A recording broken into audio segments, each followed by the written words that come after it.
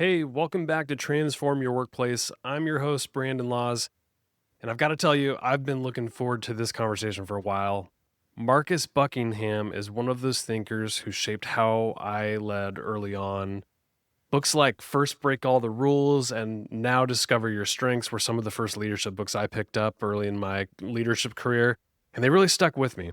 So getting to sit down with him one on one was a real full circle moment.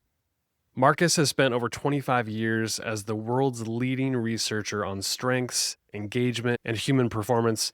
He started his career at Gallup, co created StrengthsFinder, and has written multiple New York Times bestsellers.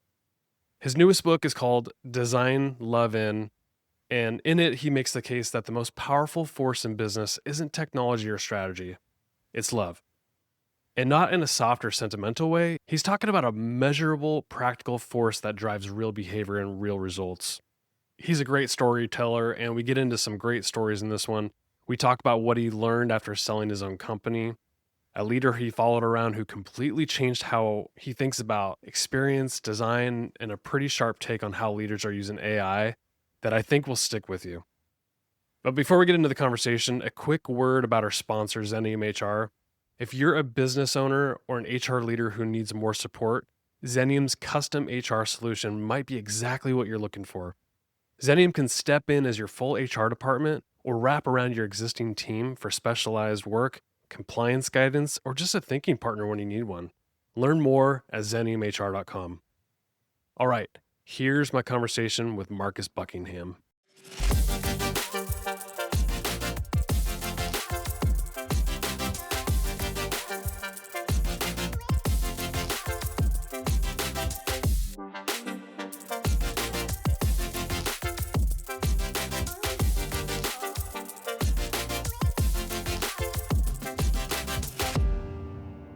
Marcus, it is such a pleasure to have you on the show. Thanks for coming on.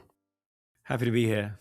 Your new book is out. It's called Design, Love In, How to Unleash the Most Powerful Force in Business. And you started out in a very personal and vulnerable space. At 3 a.m., you were replaying the day you sold your company. And you wrote that you broke something beautiful. Take me back to that moment. What did you see happening after the sale? How did you watch love drain from your own company that become a catalyst for everything in this book?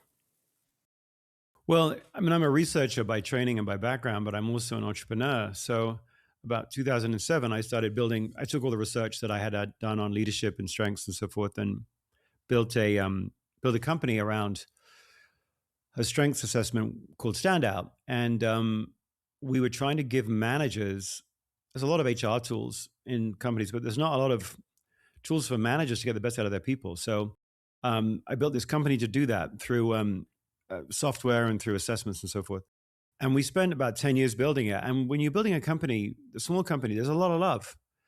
You love each other. You love your idea. You're sort of delusional about your idea and you're hoping you can bring other people along. And then the people that do come along are sort of in love with the idea too. And then they bring their family and their friends and you're all wearing kind of company swag and it's cool.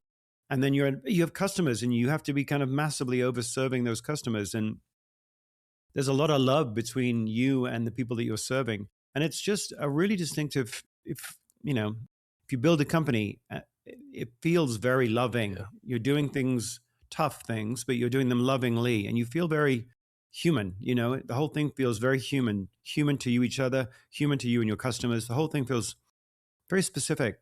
And then in 2017, I sold the company to a large Fortune 500 company.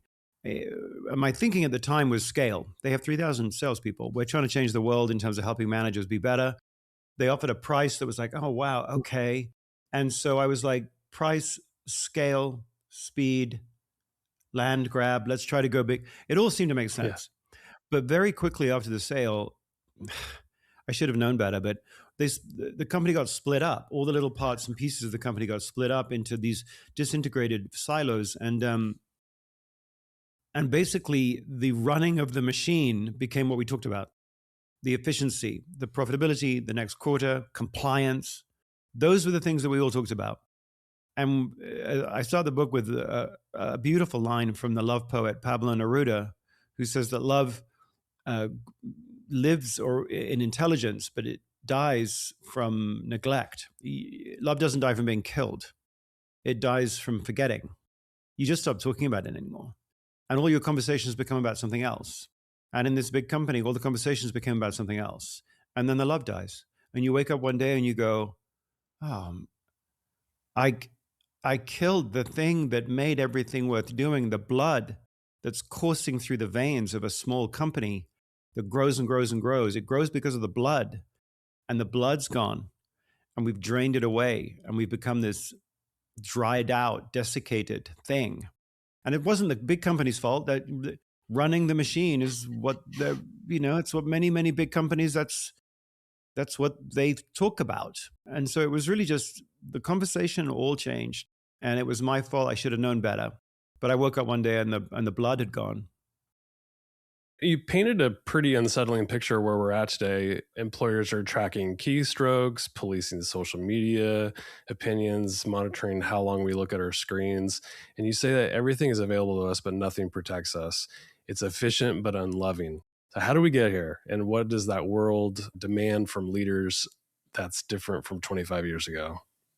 Well, we are living in this, the data is really clear. We are living in the least trusting environment in terms of work, both for colleagues and customers, that we've ever been in. I mean, last year was the first year since we've been measuring it. I mean, I joined Gallup in 1987, so since then, for sure. Last year was the first year where less than 15% of people strongly agreed that they trusted big media, big pharma, government, schools, hospitals, all the large institutions that sort of define our life.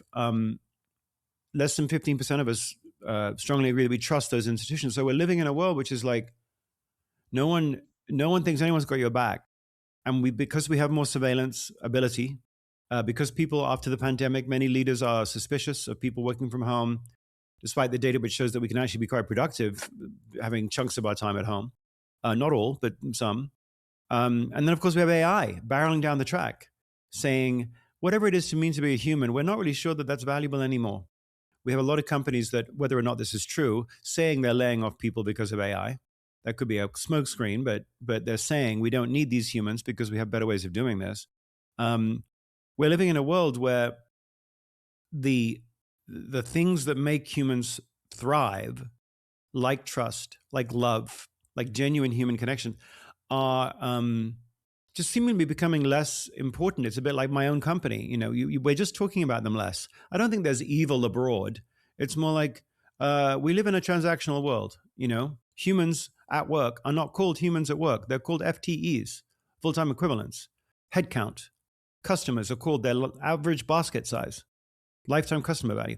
We have lived or got ourselves to a place where we're living in a world where we're accepting of the fact that we have been reduced to countable elements of transactional equations. At school, you're your GPA. At hospital, you're which elements of your particular disease are covered or not. Like everywhere you look, we've been reduced. That doesn't mean we shouldn't count things. It just means we have now become the things that are countable, and that's it. And so in that world, the way in which you get anyone to do anything, which if you think about it is what a leader does, the job of a leader is behavior change. And if you're going to get people to change behavior as a leader, your directive, when you think people are just coin operated, for humans at work, you set goals and you give critical feedback, coaching to hit the goals, and then you incent. Customers, same thing. You set pricing, and then you set loyalty programs or other incentives, and you try to drive behavior that way. And that works for a short period of time, but it doesn't sustain. You don't get sustained behavior change if you're just going to get people to change their behavior because of directives. So in that world, the way that leaders can stand out, the way that companies can stand out is to realize what the best leaders understand, which is you don't get sustained behavior change through directives. You get it through experiences. The logic of behavior change is experiences drive behaviors, drive outcomes. If you want sustainably productive outcomes, loyalty, productivity, retention, advocacy, resilience, if you want those outcomes, which most leaders do, then you got to go back upstream. If you want extreme positive outcomes, you've got to design extreme positive experiences.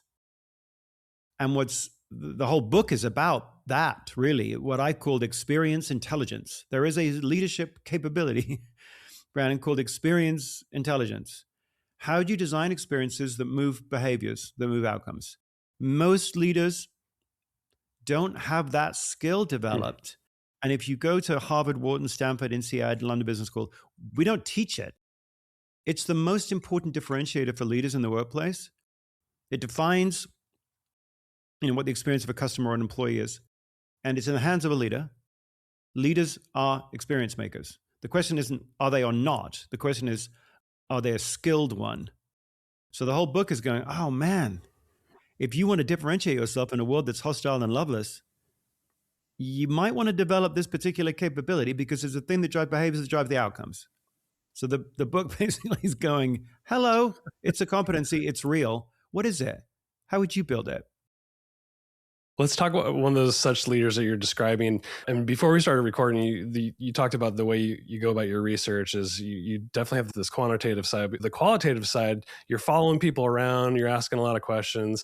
And one of these leaders that you followed around is you called Josh. He's a senior leader at a Fortune 100 company. And you described that he'd be mobbed by customers wanting selfies. He'd remember security guards' son's first Mm. name. So he's designed these experiences and you call this the Josh effect. What about that day with Josh opened up your eyes and probably helped provide insights to this book? Well, we all need to know what's real, right? If you say, here's a capability, it's called experience intelligence. What the reader thinks and what I think too is like, well, what does it look like in a person? And so I'd heard about, and I do this occasionally where you'll, not occasionally, like every year I'll set aside time to go follow around some people in any line of work who I've heard about through the research that I'm doing quantitatively, who are extraordinary at what they do. So I'd heard about the Josh effect. This wasn't my term, it was their term. And I've done a lot of work with Disney over the years, and I followed a lot of executives around, and I'd never heard of Josh. So suddenly I'm hearing the Josh effect about this executive at Disney. So I'm like, okay, can I go follow him around, not for one day, but like for 3 or 4 different days? So one day at the parks or one day with Imagineering. Like, let's just go and see what is this effect. And the first day I went was Disney's 70th anniversary, Disneyland's. And so we're there really, really early. It's about 5:30 in the morning. There's about 10,000 cast members lining the street because it's a big old party before the park opens. Josh is supposed to ring the New York Stock Exchange bell at Huh. 7. So there's lights and there's cameras and there's like everyone's a bit on edge because there's timing and bell ringing and Bob Iger's there. And yet there's also 12 gates that open the Disneyland gates that open for the guests, and they're all lining up, thousands upon thousands upon thousands of guests lining up to come in. And right before 7 o'clock comes around, they can't find Josh. Like Josh is nowhere to be found. Bob Iger's there. The president of the New York Stock Exchange is there. Can't find Josh. All his handlers or the handlers are like going, where, where is he? Well, it turns out he's snuck under the ropes. He's gone all the way to the far end where the gates are, and he's walking from one gate to another, talking to each other, little cluster of cast members, hugging, shaking hands, smiling, chatting, as though he's got all the time in the world. Finally, they grab him and they drag him back over to the lights. And I ask him afterwards, I'm like, what's that? Where were you deliberately kind of flouting the corporate communications speak? And he's like, no. I just have a custom that now that I've reached the point in my career where in many, many rooms when I walk in, there's a stage, I'm supposed to say something. I just have a custom that I always go furthest from the stage, closest to the guest. You go furthest from the stage, closest to the guest, and you walk around those people that are furthest from the stage, who are cast members, and you get to know them. You make sure that they seem seen and they feel seen. And he didn't use the word, I'm making an experience for them, but he was clearly making an experience for them. Later on that day, I was supposed to walk the park with him and pay attention to what he paid attention to. And I was going to ask him, why do you pay attention to that trash can? Or why did you pay attention to that light bulb that was out, whatever? And two things happened that were weird. One, before we went out into the guest areas, he's walking in the cast member areas. And normally at Disney, there's kind of a hierarchy, and you're not supposed to go up and hug the person who's 7 layers above you. Well, whatever the rule, unwritten rule that is, Josh was breaking that all the time because there was everybody seemed to know him. There was people at different levels, so different levels of the hierarchy of the cast members of Disneyland, hugging and warmth. It wasn't fake. It was all warmth. It was like, oh, I haven't seen you in ages, says this line chef. And Josh is at this point the president of what he'd call Disney Experiences, which is all the parks, all the resorts, cruise lines, consumer products, Imagineering. So he's Wow. toppity top. And these people are just and I'm like, this is either this is all for show, or it's because of a whole series of decisions he'd made over the many years that had seeded this kind of intimacy and connection. We then walk the park, and we don't get 20 yards when the word gets around that Josh is walking the park, and guests mob him, and he's happy with it. Like he's smiling. Like I've got pictures and video, and it's like he's so happy. And I'm thinking, and I write this in the book, I'm like, and I ask him, how the heck do they know who you are? Like, I've walked this park with a whole bunch of Disney executives at your level. This has never happened. Like, what? And after a while, he's like, I think it might be because the first thing I did was I made an Instagram account for my cast members, because I wanted the cast members to know that if they have any question or any issue, no matter how small, whatever it is, Instagram me directly so we can cut through all the layers of hierarchy. And if it's a broken door handle in the men's bathroom in Frontierland, just tell me, just get it to me fast, and we'll act on it. And all of his PR people were like, don't do that, because then they don't do that. The guests are going to see it, and it'll break the fourth wall of Disney perfection. He's like, I don't care. I'm serving the people who are delivering the magic, and that's what I'm doing. And so now it grows to hundreds of thousands of people that follow the Josh D'Amaro account, and that's where the guests know who he is. And it was, again, he's deliberately making, in this case, by the way, cast member experience first, then guest member experience, or then guest experience. You could see that sequence in his head. Then later on that day, Brandon, there's no cameras, there's nobody around. We're in a part of the park that hasn't even opened yet. He doesn't know I'm there. And he spends 40 minutes on his haunches with a person who's a 12-year-old girl who's a Make-A-Wish Foundation recipient. No need to, just talking about the little robots that are coming out and wandering around. And so that's a thing. And then last thing, 3 weeks later, I'm with him in the Imagineering section of Disney, and they're talking about the Millennium Falcon ride, which for some reason they are redoing, and they're spending, tens of millions of dollars redoing this ride. And I'm like, and there's 30 people in this room. Josh is spending 3 hours there. So you're like, what? Why you're almost the CEO. Why are you spending 3 hours? Couldn't you delegate that, right? And after we're going through it, I ask him, I'm like halfway through the meeting, I'm like, why are you here? Under my breath, why are you here? Are you trying to drive throughput or something? Like, do you not have enough people lining up for the ride? And he's like, no. We have a 2 hour wait already. We're not trying to go for a 4 hour wait. We have a 2 hour wait. And so I'm like, well, why are you spending upwards of $40 million when you got a 2 hour wait already? And he says, because we have data which suggests that when people get off the ride, they like it, but they don't love it. And this is his words. Disney is a delicate brand. It lives in the hearts of people. And anytime I can do anything as the head here, anytime I can do anything that turns you from like to love, I can't have you getting off a ride and going, not bad, fine. I can't have that. So we've got to get into the weeds of how do we design this ride so that it actually creates an experience that when you get off, you're like, I love that. And so the rest of the meeting was him in the weeds of how do you design an experience so that people get off and say, love that. So whether it's with a Make-A-Wish recipient, or whether it's with a mobbing of guests, or whether it's with folks furthest from the stage, closest to the guest, you could see this is a leader going, how do I design experiences all the time, intentionally, so that I create the behaviors and create the outcomes? And for him, it's genuine. Like, you can see that he kind of loves it. And the point of the book isn't everyone should be like Josh. The point of the book is and by the way, he's just been, last week, he took over as the chairman of Disney, probably the biggest job in business in the world.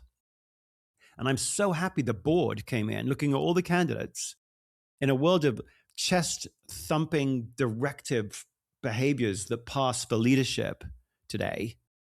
the board looked at these other candidates and went, no, we're Hmm. going with this guy.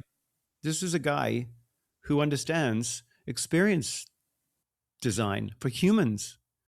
And if we don't have a leader at the top who understands that in all the different ways I just described, then we're going to lose the love. And when we lose the love, we lose the value of the business. So that's how I start the book, because it's like, this is real. It's not easy Right. to master it, but it's easy to start. Let's talk about the hard data. You plotted an 8,000 store retailer and you matched the customer experience against profitability, and you said the pattern was undeniable. What does the business case for love actually look like in the numbers? Yeah, well, it's kind of so first of all, experiences drive behaviors, drive outcomes. The data on that is unequivocal across the board, whether it's experience of students driving grades, patients driving patient outcomes, experiences in a hotel driving repeat visits or advocacy. Wherever we look, the data's clear. Experiences drive behaviors, drive outcomes. But it's also clear that the relationship between experiences and outcomes isn't what we think it is. We think the relationship, I say we, conventional wisdom would be the relationship between experiences and outcomes is what's called linear. So if you measure experiences on a scale of 1 to 5, and 5's positive, extremely positive, and 1's extremely negative, we as leaders tend to think that if you move a 2 to a 3 experience or a 3 to a 4 experience, you get the same amount of outcomes increase. So if you have a lot more grumpy customers than you do 5s, if you have a lot more 2s than 5s, you should focus on the 2s and try to get them to 3s. And you focus on the 3s and try to get them to 4s. Same with customers, same with employees. If you've got some grumpy employees, forget about the 5s. They're as happy as bunnies. They're fine. Move the 2 to the 3 and the 3s to the 4s, because you got an awful lot more in there. Well, if the relationship is linear, it does make sense to ignore the 5s and focus on the 2s and moving them to 3s and 3s to 4s. It also makes sense if the relationship is linear that you put the 4s with the 5s, and we call them top 2 box or percent favorable. Or if we're using net promoter score, we put the 9s with the 10s, and we have those as we combine the top 2 boxes on the scale. All of that is right if the relationship's linear, but it's not linear. It's what's called, and this may be too sort of inside baseball for your listeners, but anyway, it's what's called curvilinear. It's like a hockey stick. If you imagine a hockey stick, which really means moving a 2 experience for colleagues or for customers to a 3 doesn't change their behavior at all, doesn't change outcomes at all. Moving a 3 experience to a 4 experience doesn't really change the outcomes at all. It doesn't change what customers or colleagues do at all. It's only when you do something for customers and colleagues that is so meaningful or so authentic or so beloved that they go 5 that you see this incredible jump in outcomes increase, which means it's only when you do something in terms of an experience that's an extreme positive, a 5, that you get a massive jump in behavior change and therefore outcomes. So what that means for leaders, this is why I started the book this way, it's the business case. And the business case is 5s drive behavior, nothing else does. Don't ever put 4s with 5s again. It was like the simplest thing I could think of for people with the book is like, don't ever top 2 box again. Please don't use net promoter score. Please don't. That's assuming that 9s and 10s are the same and you just clump them together like 4s and 5s. They aren't. They aren't. So what we have is a situation where, in terms of outcomes, if you want to drive outcomes, well, you've got to be super fascinated with the 5s. You got to dive into the 5s because 4s are 3s, are 2s, are 1s. When it comes to experiences, you got 5s, which do drive behavior, and everything else that doesn't. And it was really there that when you go, okay, well, let's dive into the 5s.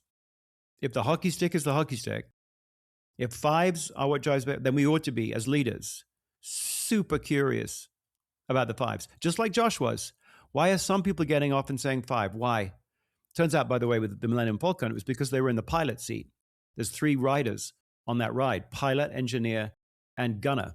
And if you happen to be on a ship as a gunner or as the engineer with a pilot who doesn't know what they're doing, they designed the ride so that your whole experience was ruined because the pilot wasn't any good. So I won't go into the detail of how they fixed that, but he was super curious about the 5s.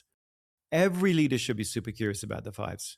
That doesn't mean this isn't a binary argument. It's not like ignore the 1s But most leaders, when we look at them, they live in a 1-3 world. Look at the ones moving to 3. Look at the one moving to 3, 1 to 3. Let's do exit interviews with employees that leave to try to find out how to get them from a 1 to a 3. Let's look at the unhappy customers and try to fix it so that we go from a 1 to a 3, 1 to 3. The best leaders, and this is what the book is all about, have to live in a 1-3-5 world, because 5s aren't nicer. It's not the tyranny of the positive. 5s are different. You don't learn anything about how to make your employees really happy from doing exit interviews with the ones that leave. Failure tells you nothing about success. Nothing. It's different. It's like studying divorce to learn about marriage. Yeah, don't do that. Don't ever do that. You study divorced people and you find they argue a lot. Well, if you're not careful, you go, well, if you want a really good marriage, don't argue. But you study the people that are really happily married, they argue just as much. There's no statistical difference between the number of fights, arguments in a happy marriage from an unhappy one. Turns out the difference between an unhappy marriage and a happy one is what goes on in the space between the arguments and how you make sense of it. And whatever that is, you learn nothing about it from studying the really unhappy marriages. It's like everywhere you look, we've made a miscalculation about 5s and 1s. 5s are just different. They drive behavior. 1s don't, nor do 2s, nor do 3s, nor do 4s. So it's like, ooh, first insight of experientially intelligent leaders is study the heck out of the 5s, because their configuration and what's happening in there is different. When you studied the 5s, what kind of words were they using that you knew that 4s and 5s shouldn't be lumped together? Clearly, you heard something different. Well, and that's why this book was kind of a mea culpa, and I confess it, because I kept hearing the same thing, Brandon, and I know, where your questions lead. I called the book Design Love In, because in the end, when you're really pushing on the 5s and you're doing the focus groups or you're doing the open-ended questions or the interviews, and you say to somebody on the Millennium Falcon ride, hey, you gave it a 5, why? Or it's somebody who's working for Josh tomorrow and you're going like, you love working for, you say 5, what's the word? The word they use is love. I love that. I love that. I love that ride. I love that. I love his team. I love working with that leader. I love that brand. I love that restaurant. I love those shoes. I love that movie. When we as humans try to describe an extreme positive experience, the word we naturally spontaneously reach for is love. And it's confusing because we use it in a lot of different circumstances. So we can get into like, what do we mean by it? But putting aside for a minute, what do we mean by it? The bottom line is that's the word we reach for. And so if you look at what are 5s, 5s is love. People say 5 when they have an experience where, and really in English, the phrase is love that. I love that. I love that. And it's akin to going, well, 5s aren't 4s is like saying love isn't just a careless exaggeration of the word like. Love isn't lots and lots and lots of like. If you say, I really respected that leader. Oh, it's all about respect. Then that's fine and that's great. But I can't predict how hard you're going to work for that leader, whether you're going to stay or be loyal to that leader if you respect them. I can't. If you say, I really like that leader, can't predict anything about what you're going to do with that leader and that team. If you say, I really learned a lot from that leader, again, that's good. I can't predict anything you're going to do. All of those things are like 4 or less. It's only when you say, I love working on that team, that I can predict how productive you're going to be, or predict whether or not you're going to advocate to friends and family to come work on that leader's team like you are. The only time I can predict what you're going to do is when you use the word love. So it's like, oh man, love is the most powerful force in business by far. Love's a predictor. Love's predictive. So if you, as a leader in the business of behavior change, which you are, you're just trying to change behaviors of colleagues and customers, then love's your most powerful force. Nothing's even close. So that's why I was like, oh, love's not a coating. Josh isn't nice to people. Love doesn't mean, oh, be softer. It's not soft. Right. Love's an ingredient. He's designed it in to the experiences that he's made in big ways and in small ways with customers and with employees. He's designed it in.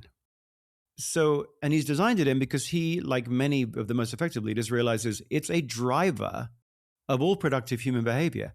We've flattened love into cliche. My mom, I use it with my mom and my family, and that's it. Or it's kissing and chocolates in front of the Eiffel Tower, right? It's Love Island. We flattened it into cliche. When you actually look at the research, it's like, oh, no. Love's not just those things, although it is also those things. It's anytime we have an extreme positive experience, the word we humans reach for is love. So as a leader, if you want to design it in, you better unpack that. What do they mean by that? And how do I design it into onboarding? How do I design it into new customer acquisition? How do I design it into sales? And if we're going to be using AI to be the intermediary of all of those things, as an example, are we going to drive more love in, or are we going to design more love out? If love is the most powerful force in business, it's precious, which really means two most powerful questions you can ask as a leader are, is what we're doing going to get more customers to love us tomorrow than today? And is what we're doing going to get more people love working here tomorrow than today? Our investors need answers to those two questions. If you as a leader don't know the answers to those two questions, it doesn't mean that those two questions aren't the most important driver of your future value. It just means you don't know. Okay, then you're failing your fiduciary responsibility to your investors. Love is the currency of future business growth. Now, it also happens to be a moral thing, in my view, but it's also incredibly good business. And if you don't understand that, it's because you don't understand that. It's not because it's not true. And so that the book's kind of a call to arms for myself as a business leader, as much as anyone else. Like, love's currency, man. Yeah. How much have you got? Explain the experience continuum, and can you give examples of both ends of the continuum and how it shows up in the workplace? Yeah. So one of the most important things in the book is I just put in place in your head, hopefully for the reader, an experience continuum. On the far right is loving experiences, which are deeply moral, and we all love those. And on the far left are, they're exploitative experiences, which are immoral. And we know what those look like, and we don't like them. We lean out of them. We hate them. We don't, exploitative. And of course, we want to be far to the right. But where do we live? Like, what does our actual life feel like? Well, in the middle are transactional experiences, where you're treated as an element of a transaction, whether you're a student or a patient or a customer or an employee. You are just part of a transaction, which is not immoral, but it is amoral. It's absent a morality. And it feels weird to us humans to live in an amoral world, because we want to live in a world, whether we're parents or whether we're patients or whether we want to live in a world where our human value is the organizing principle for what's right or what's wrong, what we do or what we don't do. And so when we live in a world that's amoral, it's super confusing. All that data on trust that we started with is a function, I think, of living in a transactional, amoral world. And we've come to accept lots of practical things in the workplace that are, both for colleagues and customers, transactionally amoral. But we're kind of accepting, which is worrying because you get more of what you accept. So as an example, like, why are nurses the least engaged profession? They are right in front of their why. They can see their why. So you're supposed to believe in your why, find your why, and you can do anything. Well, nurses, it's right there. I'm saving people. It couldn't be more obvious. And yet they're the least engaged of all professions. Why? Many reasons, potentially. But one of them, the most obvious one, is spans of control. The average span of control for a nurse supervisor to nurse in America is 1 to 40. Some places 1 to 60. Well, that poor nurse supervisor can't treat lovingly 40 people. He or she can't even know what they're going through. If they have to clear something that they had, a tough situation yesterday with a patient, and they need to clear it the way that all humans do, well, the nurse supervisor can't do that. There's 40 others. Or if they are dealing with something at home, I want to clear that, talk to someone about, can't do that. I want to change my shift schedule because of, I can't really, I'm unseen. If I'm 1 to 40 and I'm trying to get the nurse supervisor's attention, I don't get it. 1 to 40 doesn't work for humans. It's deeply unloving. It's transactional. So it works on a balance sheet, doesn't work for humans. It destroys humans. What's the opposite of love? Hate? No, ignoring people. So 1 to 40 means that is unloving. So in the book, I'm like, let's just look at that experience continuum and draw a line between transactional and loving, and just have everything on the right-hand side is loving. It's a loving experience. Everything on the other side is unloving. Large spans of control are unloving. Here's another one. Handoffs are unloving. And if you want to know how that feels, just call up your insurer. And as you get handed off from one customer service rep to another, and if you're not careful, you have to repeat your story and your narrative again and again and again as we're handed off one after another after another. If you want a more pressing example, go to a hospital. as you're handed off from one nurse practitioner to another healthcare professional, to a physician, and all the way through, handoff after handoff after handoff, the person who's supposed to be maintaining the coherence of the narrative is you. You're the patient. But you don't know. You don't know really what details matter in your experience, but it wasn't designed for your experience. You as a human moving through an experience, which is what experiences are like. They have a beginning, they have a middle, they have an end, they have a before, they have a during, they have an after. We move through them as whole humans. Well, our world isn't designed that way. In school, in hospitals, in restaurants, the person who sits you down is not the person you can order a drink from, is not the person you can order your food from. When you do order your food, it's not the person who brings you the food, which in a restaurant isn't so bad. But it's all part of a world in which we have one handoff after another. In the workplace, the extreme example of this is HR. It used to be there was one HR journalist who knew you. So whether your question was about pay, or it was about family leave, or about insurance, there was at least one person who knew your name, who knew what you were going through, and they were the kind of central clearinghouse, and they could ask you about your mom if you needed family leave, or they could ask you about your manager if you're having, and they might send you off somewhere else to get more expert help. But there was a person who was well, in the healthcare environment, there is now an actual person called a hospitalist whose entire job is to be your guide through all these handoffs. But in the world of HR, we don't have that anymore. HR's been totally disintegrated. So we've actually outsourced quite a lot of these different functions. If you got a pay question, you don't call your HR person. There's a 1-800 number and you get some call center outside of Houston. And it's a totally different person when you call up about your mom's sickness and you've got to have family leave and you want someone to go, Marcus, I totally get it. How's your mom? You don't. The first question you get is a person going, what's your company and what's your employee number? And then because that's transactional. It made transactional sense to create a world for HR, which is humans, that was disintegrated. And then we wonder where all the loyalty's gone. Then we wonder why there's such hostility and lack of trust. Well, you designed love out. You designed love out. If you want to be different as a company, you'll design it in. Now, it doesn't mean we shouldn't have some handoffs, but it does mean we should call them what they are. Confucius said, you call something by its real name. That's the beginning of wisdom. Well, let's call a handoff unloving, outsourcing, unloving, AI, unloving. I mean, let's just call it what it is. You put more AI systems inside of a company. If you're not very careful, you're designing love out, which really would mean you should be fired because love's the most powerful force in business. You're designing that force out. Now, you might not see that problem tomorrow, but long-term investors will go, what are you doing? Mm-hmm. You've designed an AI system to contain your customer service. All of your customer service responses are now going to be handled by AI. Okay, you're destroying the value of the business. Just call it what it is. We would like to destroy the source of value of our business. That's what many AI, I'm not saying all AI, by the way. Right. There's a whole area of AI that's really useful, which we could get into. But a lot of it right now is like people aren't calling it what it is. It's love destruction, which sounds stupid saying it that way, but love destruction is value destruction. Okay, look at that continuum, that experience continuum, anything you're doing, whether it's span to control, outsourcing, AI, ask yourself, is it moving us to the left or is it moving us to the right? Because for moral and business reasons, the best leaders move it to the right. I keep thinking about a story you told in the book about this CMO who used AI to crank out, I think it was like 26 performance reviews. And that person thought they were brilliant using AI to just crank these things out.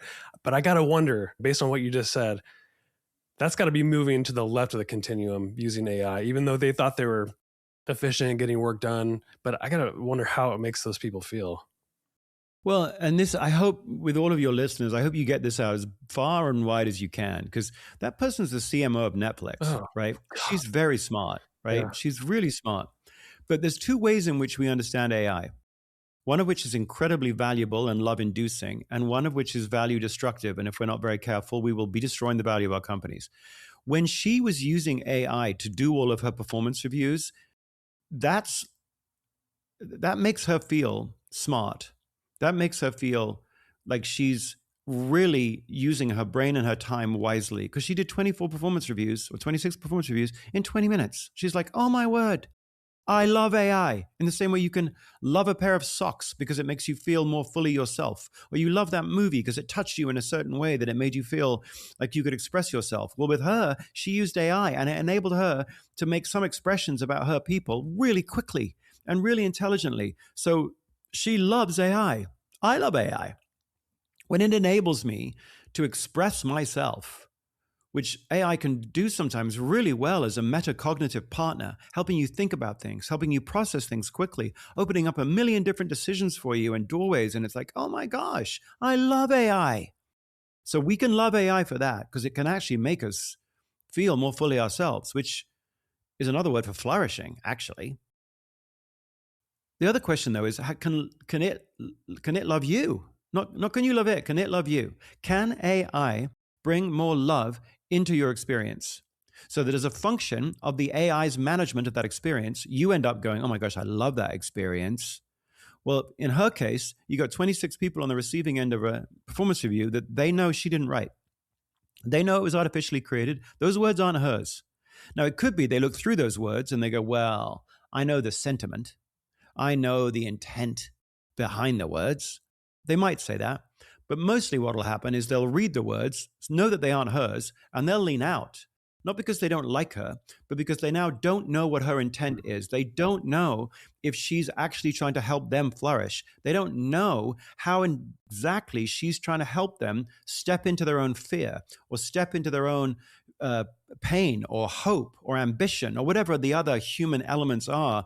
The reason we grow in response best to another human is because we know that other human has had those same feelings as us: pain and shame and fear and hope and ambition and joy. And we lean into that because we know there's deep, authentic empathy about the human condition. Well, now we don't know that with her because she sent out 26 pages of slop, of AI slop. And this was at a Wall Street Journal meeting where she was talking about this and saying how great it was. And you're like, yeah, but okay, you've destroyed the amount of love in the system, which, as we know, doesn't mean soft. It means predictive of productive human behavior. You've destroyed productive human behavior for 26 people. You've done that. And then you've proudly talked about it. And then no one has come in and gone, what you did was unloving. And that's bad business. Don't ever do that again. Don't ever do that again. Why? Because you're moving us to the left of that experience continuum. If you want to move AI into a world where it helps you be smarter and faster and more expressive of yourself, great. Use it for that. It's amazing for that. If you're using it to contain or construct a human experience, whether it's customers or in this case, your direct reports, yeah, don't do that. Don't ever do that. And I sort of wrote the book to go, that's why if we're not careful, we will have our people lean out, and not know that we've done it. It sort of unlovingness has, because we haven't named it that, we've become accepting of it. Or we're bragging about it. It's like, oh, which, by the way, that's why we wrote the book, to go, well, if you want to stand out, look at that CMO of Netflix and just go, don't do that, and you'll win. Now, no knock on her. She's obviously very smart, but she's in the same way that Josh personifies a way of leading that is experientially intelligent. What she was doing was, from an experience intelligence standpoint, not very smart. And we need to call that out. All of us as humans need to call that out. Go, that's unintelligent in terms of experience design. Anyway, yeah, that's the story. What are the 5 feelings of love, and how do we use those to create and design great work experiences? Well, yeah, so a big chunk of the book is about these 5 feelings, which is basically going, if you look at someone who walks around with love in their heart for an experience, they're at a restaurant, they walk out going, I love that. Or there's somebody getting off the Millennium Falcon ride and they're going, I love that. Or maybe they work for that CMO at Netflix and she doesn't do the performance reviews that way. She does them in a way that's more human and individualized and real. And people walk around going, I love working for her. So we took that outcome, that emotional outcome of I love that, 5s basically, and we reverse engineered it. And when I just went, well, what's in there? And what you find when you reverse engineer the love that's is that there is a sequence of 5 feelings. And that sequence becomes a blueprint for a leader. It's a design blueprint. Every business will do it differently. Every leader will do it differently. But what they're doing is trying to create those 5 feelings in people. And those 5 feelings are sequential. You start with the first, you end with the fifth. You can't reverse the order. Imagine those 5 feelings as plates of armor. Humans go through life like an armadillo, armored against the world because the world's scary. But love is the opposite of that. Love, properly defined, isn't chocolates and kissing in front of the Eiffel Tower. Love is feeling more fully yourself over time. Love is unwavering commitment to the flourishing of a human. Whenever we bump into an experience that allows us to take off one plate of armor and allows us to open up just a little bit, it could be really like, I love that outfit. Why? Oh, well, because when I put the outfit on, I just feel a bit more me.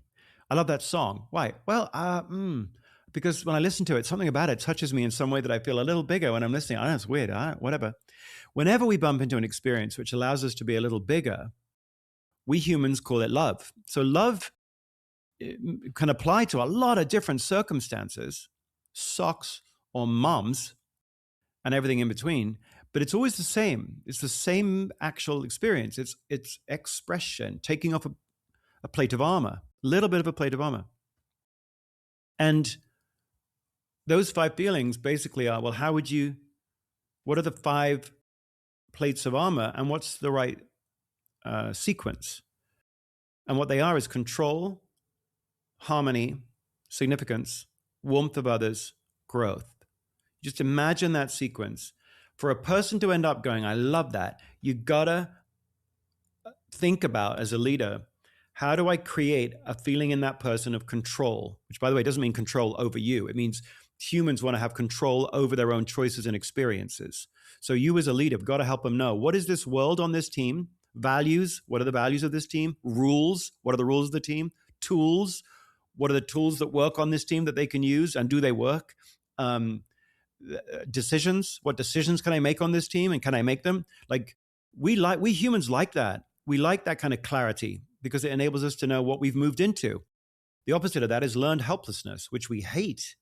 So control, give that person a feeling of control. That doesn't mean they want to make all decisions. It means they want you to be clear about which decisions they can make.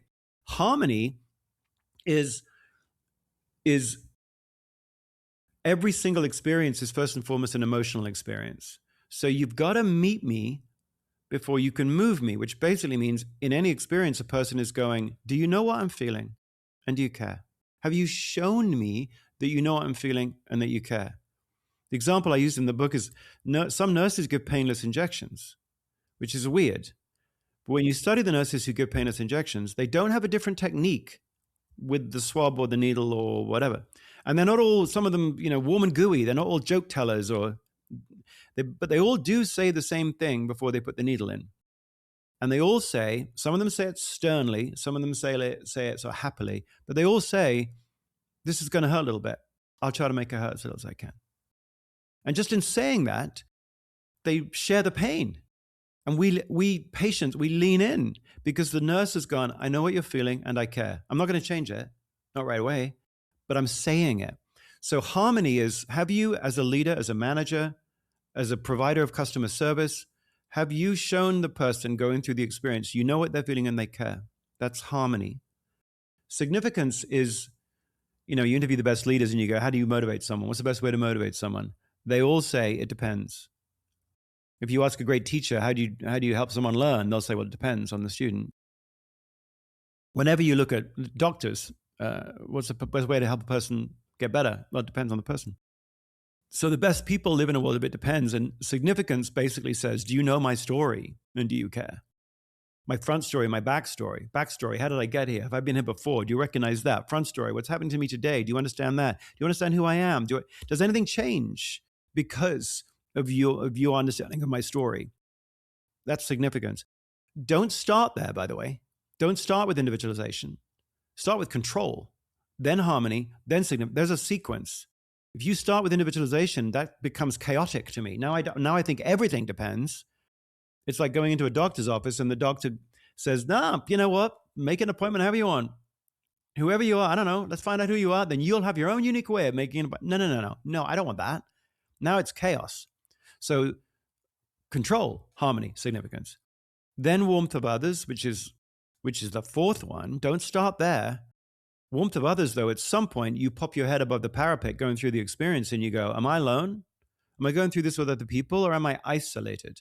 Humans hate experiences where they're alone.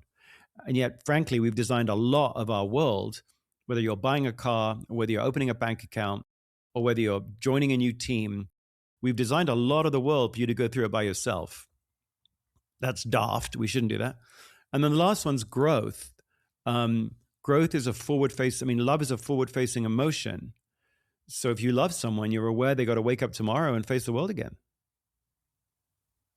And if you're going to wake up tomorrow and face the world again, then I got to help you in small ways or large ways. I got to help you be more capable. Okay, then I'm going to figure out ways to help you learn a little bit of something. Could be a small little trick, little tip. Could be a really big thing where I have a whole program for you to, but that's the final sort of link between love and learning and loyalty. You put all those together, and the last feeling is growth. So those 5 feelings serve as a blueprint for how you design love in.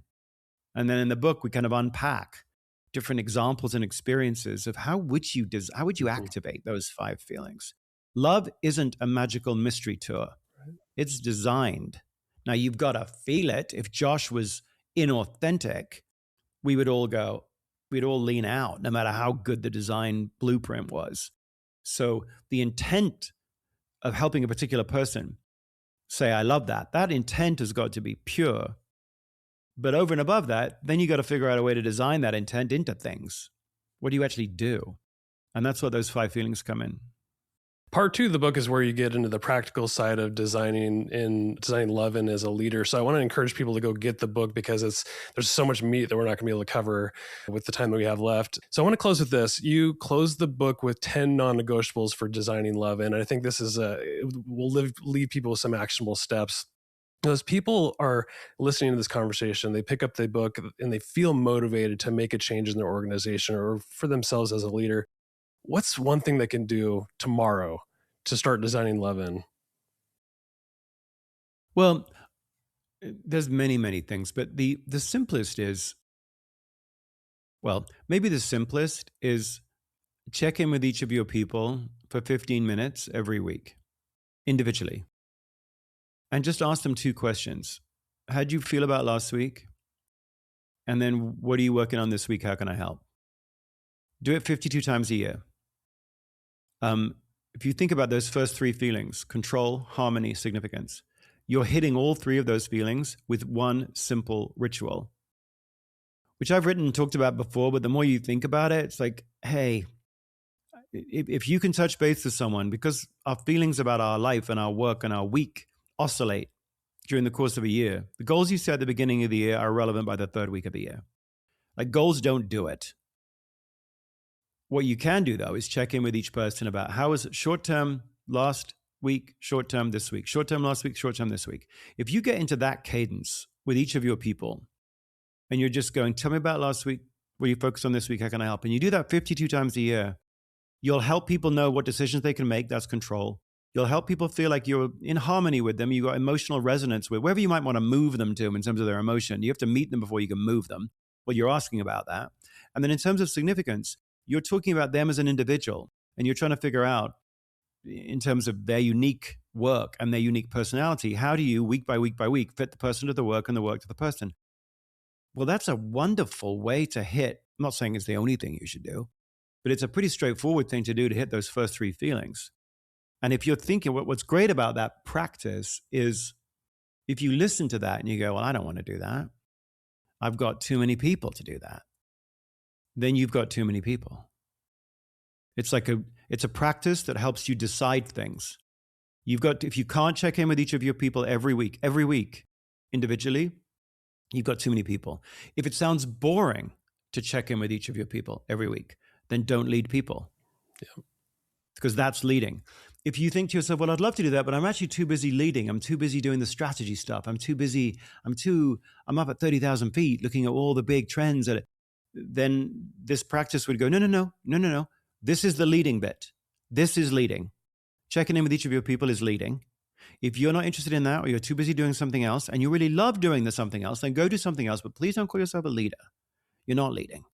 Leading is being able to give someone short-term attention between their last week and their this week. And what you're doing through each of those things, if you do it well, is you're building feelings of control, harmony, and significance, which are three big plates of armor that are coming off. What was Josh doing over time that has built those kinds of people going, I love that guy, the Josh effect? Well, he's deliberately building in experiences which take off one plate of armor after another. You can do the same. And the simplest way to do it is through frequent light touch check-ins with each person on your team. Marcus, thanks for coming on the show. Your new book is Design Love In: How to Unleash the Most Powerful Force in Business.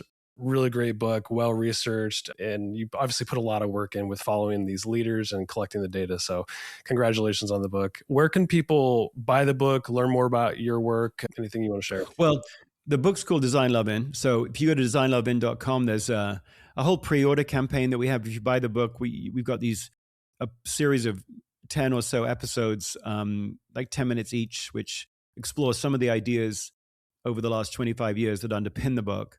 And then I'm launching a company called Love That, which is just how do we actually help people build experience intelligence, whether they're on a team or whether they're leading a team. So if you're interested in building this capability, I am super excited about Love That. And if you go to lovethat.com, you can find out everything and anything to do with that, because I'm not willing, I think, to stand on the sidelines and watch us slip into a world in which we find it acceptable to have designed love out. So yeah, designlovein.com or lovethat.com if you're interested in building that capability. My guest today has been Marcus Buckingham, the author of Design Love In. Marcus, thanks for coming on. My pleasure.